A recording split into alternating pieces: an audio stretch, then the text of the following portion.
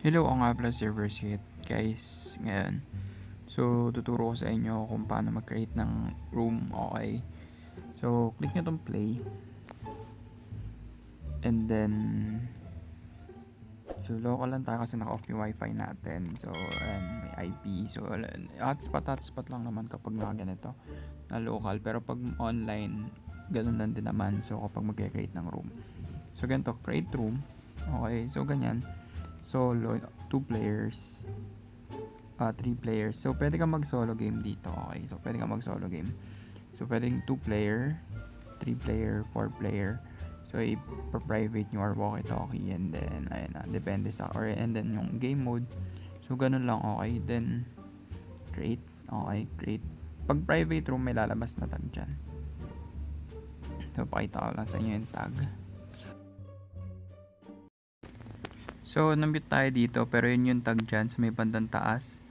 Okay, yung 7VYEM6, yun yung tawag doon, ita-type ng mga players na i-click yung join private room. Okay, so ayun yung i-click nila na tag para makasali dun sa room mo if ever na naka-private. So ganoon lang din yung principle kapag sa online. Okay, so same principle lang. And then in terms of movement naman, okay, so of course yung left side is yung movement, and kapag yun ang sinyo, okay, para ma-browse nyo yung may mga gamit dyan, ilaw naman yun.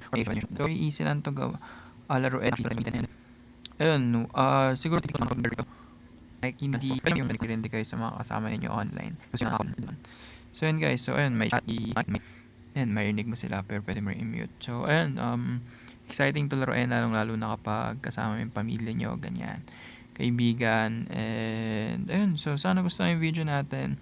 And please consider subscribing if you like this video, and ayun, paki-like na rin yung video, comment nyo yung thoughts nyo, and kita-kits tayo susunod yung mga magko-comment dito, abangan ko kayo susunod na video. Baka ML na yun, baka ML, pero comment down below if gusto nyo ng horror game, ganun. So never forget to comment, subscribe.